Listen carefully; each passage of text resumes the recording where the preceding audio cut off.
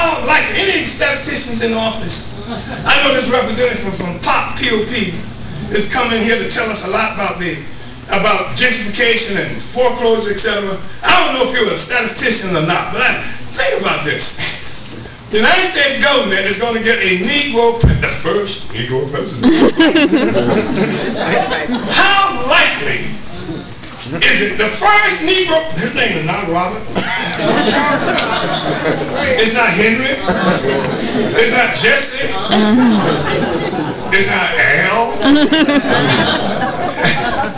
Even as much as they sucked up, right?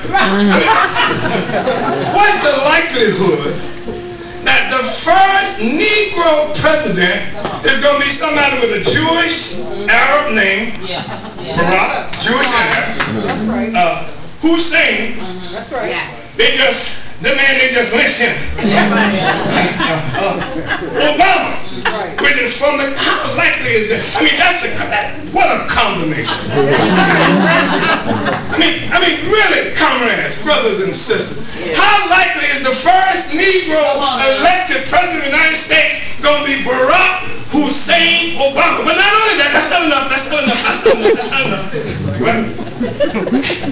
Has a white mama, an African daddy, no connections with the African community anywhere on earth. Not here, not in Africa. I mean, how the hell? Listen, somebody went into a laboratory.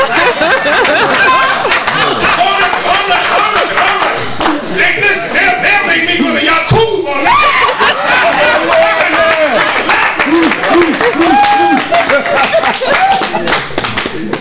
And create this thing. Because they've got a situation where white power cannot represent itself in its own face. Because everybody say, get the hunky. Shoot the hunky. That's right. Etc. And so now, white power comes in the face of a slave. Remember Barack Obama? He was in Cairo. I don't know if he went to Tahrir Square. But he was in Cairo and he stood up and he said, Assalamu alaikum. He was saying, damn, sound like Farrakhan. Or somebody. But that's worn off now.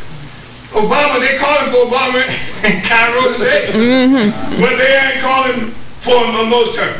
People say to him, peace be unto you too, brother. Right? And they are engaged in struggle and resistance. So the point is that this did not work. And it's wearing off even in our own community. That's right. People wanted to support Obama. They just wanted to support Obama, etc. Right? But it becomes harder and harder to do that every day. Because our conditions continue to deteriorate. We continue to kill by police. We continue, listen, the most ruthless extraction of wealth from our communities since slavery, in the form of this subprime mortgage scheme that's led to all these foreclosures. A subprime mortgage scheme that targeted Africans and Mexicans in particular. Where Wells Fargo, you read the stories about the EBO discussion in Wells Fargo, where they refer to them as ghetto loans into Africa, people as mud people. Listen to this. These are pinstripe wearing suckers who live in penthouses and have offices and secret meetings with government agencies, etc. And these are people who are referred to us as mud people. And Barack Obama's campaign finance chairwoman Penny Pritzker created subprime mortgage. What's no such thing as subprime mortgage before her? Wow. And now we are the crooks. Our children are the criminals, etc. And these stars are the ones who are manipulating and creating our poverty and great immiseration every day. That's right. People are waiting to that. That's right. So I want to say that everywhere people are rising up. That's why we're talking about resistance here. But to be effective in recognizing this issue of resistance, it is also important for us to understand that you cannot resist America as an American.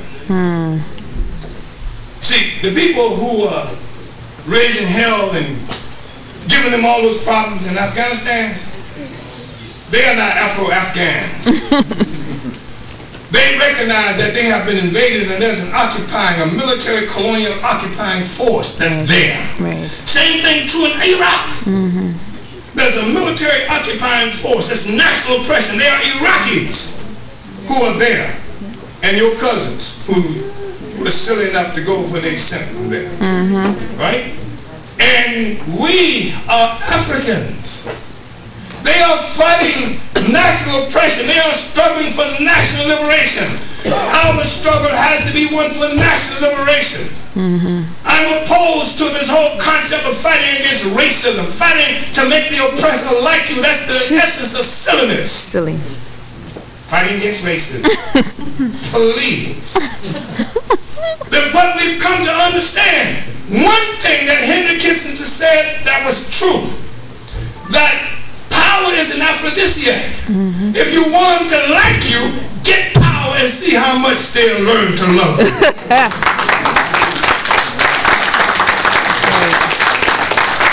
Power over our lives. Power so that even if they don't like you, they ain't gonna mess with you. You think they learn to love Chinese all of a sudden? Malcolm X used to say, you don't have a Chinese chance. Hell, they're gonna say China got more chances than everybody. But not because they fought against racism. Even Chinese living here weren't fighting against racism, were they? If they were, there would be Chinatown and damn near every place you go where there's enough of them living together. Yes. You don't find them marching on the white people so that we can live with y'all. It's national liberation. We are oppressed as a dispersed nation. We are a nation of people scattered around the world. Yes. And our future depends on our ability to come together to liberate our mother Africa. Unite Africa and African people around the world. Listen, Africa is the richest continent on earth. But they don't even have to mess with us. They don't have to worry about us trying to get a piece of Africa. Because they done told us too many damn Tarzan stories. Sell it. But if what they said about Africa was true, you would have to be shooting them out of there. That's right. So that's a really important issue. Second, Africa must be united, and we must see our struggle as critically united, connected to the struggle for the emancipation and unification of African people around the world. We can't do this by ourselves. We shouldn't try to do this by ourselves. We are everywhere. That's right. There's more than 1.5 billion of us scattered around the world, confused. That's right. And unorganized. That's right. And unorganized. And unorganized. Organization is also a critical component. We built the African Socialist International. We built the International People's Democratic Uhuru Movement. And we know that everybody in this room who is not a member of InPDUM is going to become a member of InPDUM because we cannot win without